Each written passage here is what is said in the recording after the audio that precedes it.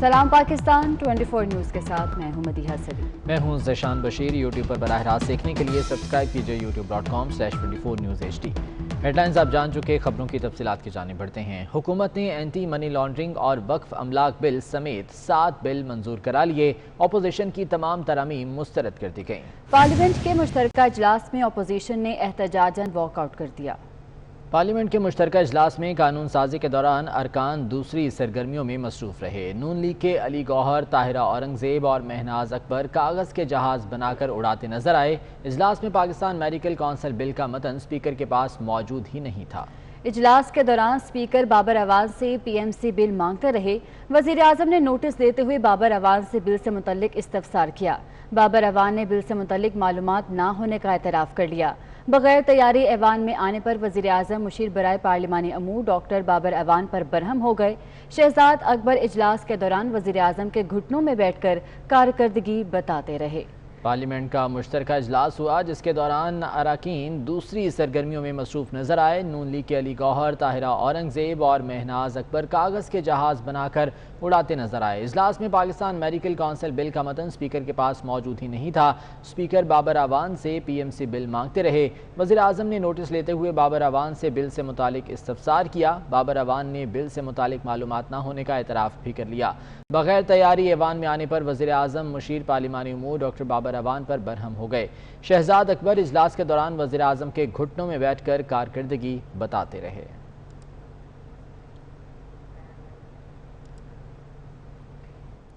وزیر اعظم عمران خان کا کہنا ہے کہ خواتین اور بچوں سے زیادتی کے واقعات روکنے کے لیے 3 طرح کے اقدامات کر رہے ہیں۔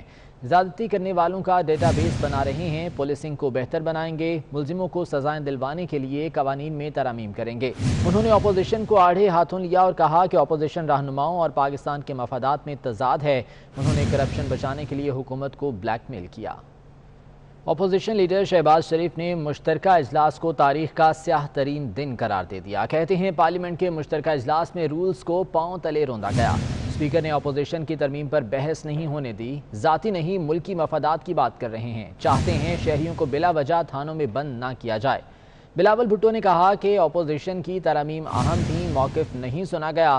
اپوزیشن نیب اور دیگر اداروں کے انتقامی سلوک کا سامنا کر رہی ہے۔ اسپیکر نے اپوزیشن لیڈر کو بھی بولنے کی اجازت نہیں دی۔ آج اسپیکر اسمبلی میں بہیو کر رہے تھے جس طرح کہ وہ ڈکٹیشن دے رہے تھے۔ جو سلیکٹڈ وزیر اعظم ہیں ان کی ڈکٹیشن کے اوپر انہوں نے آج اسمبلی کی تمام جو پارلیمانی روایات ہیں ان کو انہوں نے آج روک دیا۔ انتہائی غیر پارلیمانی رویہ اسپیکر کا، پوری اپوزیشن اس کو بھرپور کنڈیم کرتی ہے، مذمت کرتی ہے، اور ہم باہمی مشاورت سے اسپیکر صاحب کے حوالے سے جو اب کوئی فیصلہ کریں گے، کیونکہ انہوں نے آج ریڈ لائن کراس کر دی۔ یہ لیڈر آف دا ہاؤس ہو، وہ جب بھی جی چاہے وہ بول سکے۔ ہمارا لیڈر آف دی اپوزیشن صاحب کو بھی بولنے نہیں دیا۔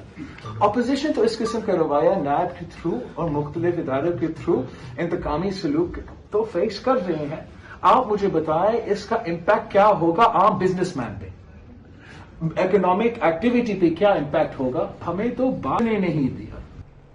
اور اب حکومتی پارلیمانی اجلاس کا احوال آپ کو بتائیں۔ اس اجلاس میں نور عالم خان پھٹ پڑے۔ وزیر اعظم پر الزام لگا دیا کہ نیب کو آپ نے میرے پیچھے لگایا ہے۔ نیب سے پوچھیں تو وہ کہتے ہیں کہ وزیر اعظم سے بات کریں۔ عمران خان نے کہا کہ آپ کی اطلاع درست نہیں، ہم نے کبھی نیب کے کام میں مداخلت نہیں کی۔ وزیر اعلیٰ پنجاب کے خلاف بھی تحقیقات جاری ہیں۔ لاہور موٹر وے زیادتی کیس میں اہم پیش رفت ہو گئی۔ پولیس نے مرکزی ملزم عابد ملک کی اہلیہ کو حراست میں لے لیا۔ خاتون کی ملزم عابد سے دوسری شادی تھی۔ ملزم عابد کی اہلیہ تحصیل تاندیاں والا ضلع فیصل آباد کی رہائشی ہے۔ لاہور موٹر وے زیادتی کیس میں اہم پیش رفت ہوئی ہے۔ پولیس نے مرکزی ملزم عابد ملک کی اہلیہ کو حراست میں لے لیا ہے۔ خاتون کی ملزم عابد سے یہ دوسری شادی تھی۔ ملزم عابد کی اہلیہ تحصیل تاندیاں والا ضلع فیصل آباد کی رہائشی ہے۔ واضح رہے کہ عابد تاحال پولیس حراست میں نہیں آ سکا ہے، تاہم اس کی گرفتاری کے لیے چھاپے مارے جا رہے ہیں۔ اس کی اہلیہ کو گرفتار کر لیا گیا ہے۔ خاتون کی ملزم عابد سے یہ دوسری شادی تھی۔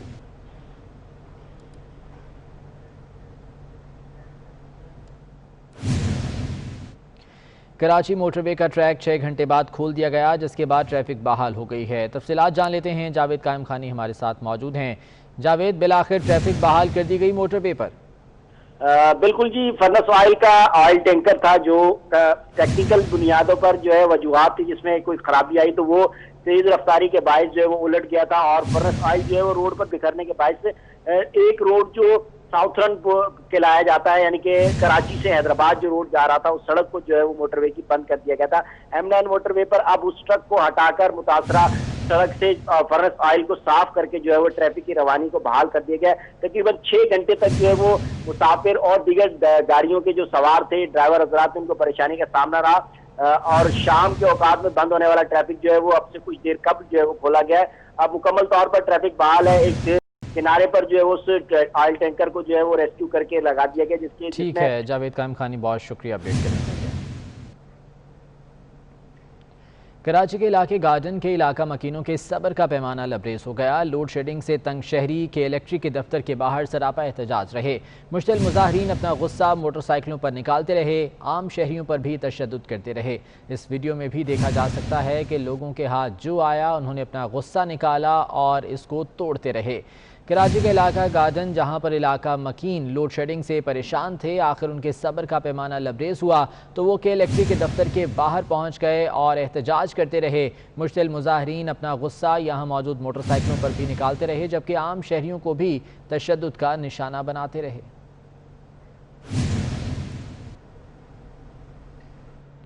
اور اپڈیٹ کریں گے آپ کو، کراچی میں احتجاج کرنے والے ڈاؤ میڈیکل یونیورسٹی کے طلباء سے وزیر تعلیم سندھ سعید غنی کے مذاکرات کامیاب ہو گئے۔ وزیر تعلیم نے طلباء کے مطالبات کے حل کی یقین دہانی کروا دی ہے، جس کے بعد طلباء نے بھوک ہڑتال ختم کر دی۔ طلباء 4 روز سے کراچی پریس کلب کے بھوک ہڑتال پر تھے۔ مظاہرین اپنے ہاسٹلز کی بحالی کا مطالبہ کر رہے تھے۔ تو اپڈیٹ کر رہے ہیں آپ کو، کراچی میں احتجاج کرنے والے ڈاؤ میڈیکل یونیورسٹی کے طلباء سے وزیر تعلیم سندھ سعید غنی کے مذاکرات کامیاب ہو گئے ہیں۔ وزیر تعلیم نے طلباء کے مطالبات کے حل کی یقین دہانی کروا دی ہے، جس کے بعد طلباء نے بھوک ہڑتال ختم کر دی۔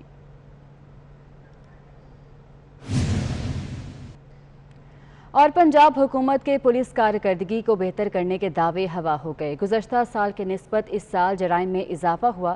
پنجاب پولیس کی کارکردگی رپورٹ دے کر وزیر اعظم برہم ہو گئے۔ عثمان علیم کی رپورٹ اسی بارے میں ہے۔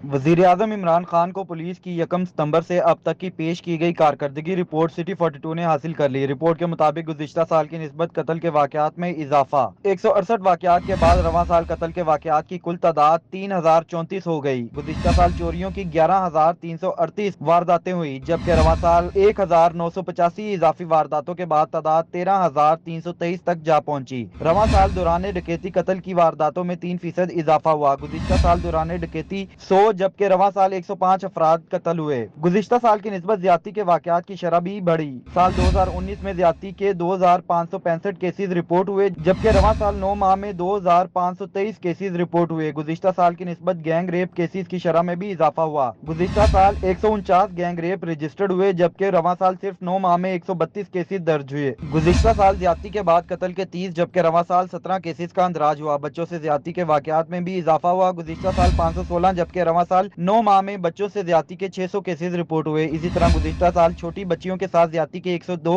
جبکہ رواں سال 9 ماہ میں 107 کیسز اب تک رجسٹرڈ ہوئے۔ منشیات کے کیسز میں بھی گزشتہ سال کی نسبت اضافہ ہوا۔ گزشتہ سال منشیات کے 19494 کیسز جبکہ رواں سال 19842 کیسز رپورٹ ہوئے۔ جوئے کے کیسز میں بھی اضافہ ہوا۔ گزشتہ سال 2560 جبکہ رواں سال 3494 کیسز کا اندراج ہوا۔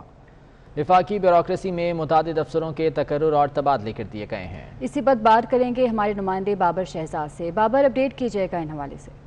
دیکھیے، وفاقی بیوروکریسی میں 15 جو افسران ہیں ان کے تقرر و تبادلے کر دیے گئے ہیں۔ اسٹیبلشمنٹ ڈویژن کی جانب سے جاری مختلف جو نوٹیفکیشنز ہیں ان کے مطابق پولیس سروس گریڈ 20 کے محمد عابد خان کی خدمات پنجاب حکومت کے سپرد کر دی گئی ہیں، جبکہ پولیس سروس گریڈ 19 کے تنویر احمد طاہر رانا کا پنجاب سے سندھ حکومت تبادلہ منسوخ کر دیا گیا ہے۔ ایک اور نوٹیفکیشن کے مطابق پولیس سروس گریڈ 18 کے ممتاز حیات مانکا کو پنجاب سے اسٹیبلشمنٹ ڈویژن رپورٹ کرنے کی ہدایت کی گئی ہے، جبکہ additional I G welfare and finance Punjab Tariq Masood کی خدمات وفاق کے سپرد کر دی گئی ہیں۔ سیکریٹریٹ گروپ گریڈ 20 کے O S D establishment division خیال آزاد کو جوائنٹ سیکرٹری موسمیاتی تبدیلی ڈویژن لگا دیا گیا ہے، جبکہ جوائنٹ سیکرٹری مذہبی امور جو ہیں طاہر احسان انہیں جوائنٹ سیکرٹری داخلہ division, deputy secretary information technology division Qutb uddin کو ڈپٹی سیکرٹری پیٹرولیم ڈویژن اور گریڈ 19 کے محمد ریاض کو deputy secretary narcotics control division لگا دیا گیا ہے۔ ٹھیک ہے بابر شہزاد، بہت شکریہ آپ کا۔ Deputy commissioner Chakwal captain retired Abdul Sattar Ehsani نے تحصیل تلہ گنگ کا دورہ کر کے مختلف تعلیمی اداروں، شہری علاقوں میں جاری ترقیاتی اسکیمز اور شجرکاری مہم کا جائزہ لیا۔ اس موقع پر اے سی تلہ گنگ، deputy director colleges, deputy director development, C E O C تلہ گنگ اور دیگر متعلقہ شعبوں کے افسران بھی ان کے ہمراہ تھے۔ ڈپٹی کمشنر نے تعلیمی اداروں میں انسپیکشن کے موقع پر پودے بھی لگائے۔ انہوں نے تلہ گنگ کے government girls high school number 1 میں زیر تعمیر آڈیٹوریم اور پبلک ہیلتھ انجینئرنگ ڈپارٹمنٹ کی اسکیم کا جائزہ لیا۔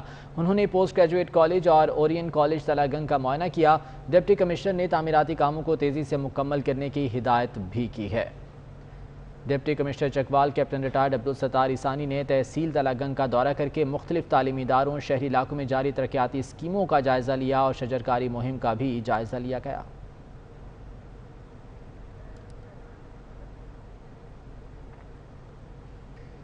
ملک میں کتے کے کاٹنے کی ویکسین کی شدید قلت کا خدشہ پیدا ہو گیا۔ قومی ادارہ صحت کی جانب سے کم ویکسین بنانے کی وجہ سے مشکلات کا سامنا ہے۔ پنجاب کو 62% دوا دینے سے دیگر صوبوں میں اینٹی ریبیز دوا کی فراہمی کم ہو سکتی ہے۔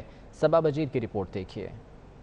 وزارت صحت کی جانب سے اینٹی ریبیز دوا اقدامات نہ ہونے کی وجہ سے کم ہونے لگی۔ قومی ادارہ صحت کی جانب سے گزشتہ سال 2,25,000 ڈوز سے بنائی جا سکے، جبکہ پاکستان میں دوا کے 6 لاکھ ڈوز کی ضرورت ہے۔ پاکستان میں اینٹی ریبیز کی مجموعی پیداوار کا 62% پنجاب کو سپلائی ہونے سے دیگر صوبوں میں بحرانی کیفیت پیدا ہو گئی ہے۔ NIH کا وزارت صحت کو 6 لاکھ ڈوز سالانہ بنانے کی تجویز التوا کا شکار ہے۔ پاکستان میں اینٹی ریبیز دوا کی قلت کو پورا کرنے کے لیے انڈیا اور جاپان سے دوائی لائی جاتی تھی۔ انڈیا کی جانب سے پابندی کے بعد پاکستان میں کتے کے کاٹنے کی دوا کی کمی پیدا ہو رہی ہے، جس کی وجہ سے ملک میں سرکاری سطح پر دوا ملنا مشکل ہو گیا ہے۔ صبا بجیر 24 نیوز اسلام آباد۔ اسلام آباد کے چڑیا گھر سے 51 ہاتھی کی بیرون ملک منتقلی پر 30 لاکھ خرچ ہوں گے۔ 5 ٹن وزنی ہاتھی کے لیے خصوصی پنجرہ بنے گا۔ یورپی ٹیم سے بھی مدد لی جا سکتی ہے۔ روزینہ علی کی رپورٹ دیکھیے۔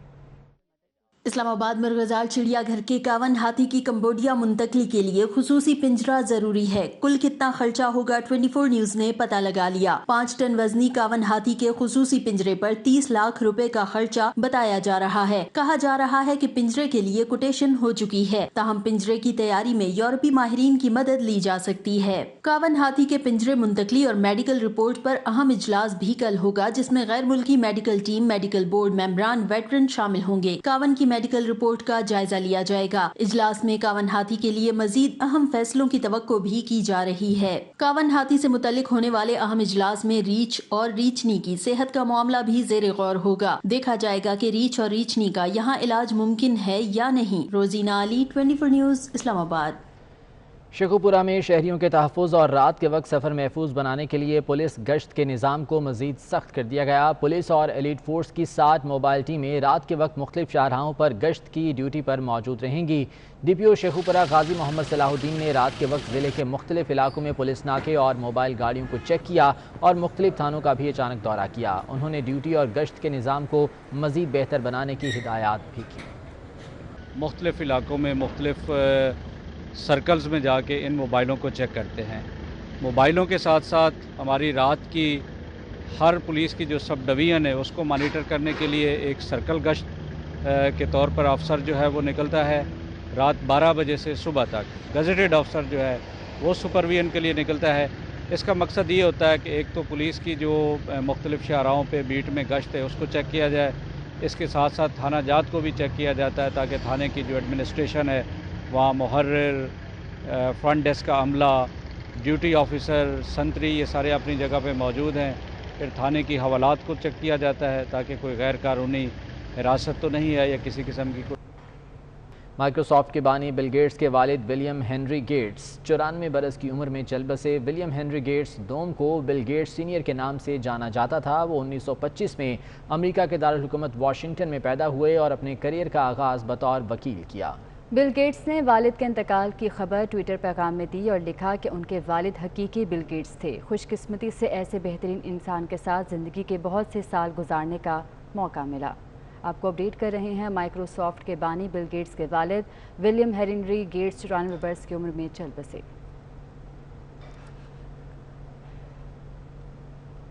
اور اس بلیٹن سے اتنا ہی۔ دیکھتے رہیے 24 نیوز۔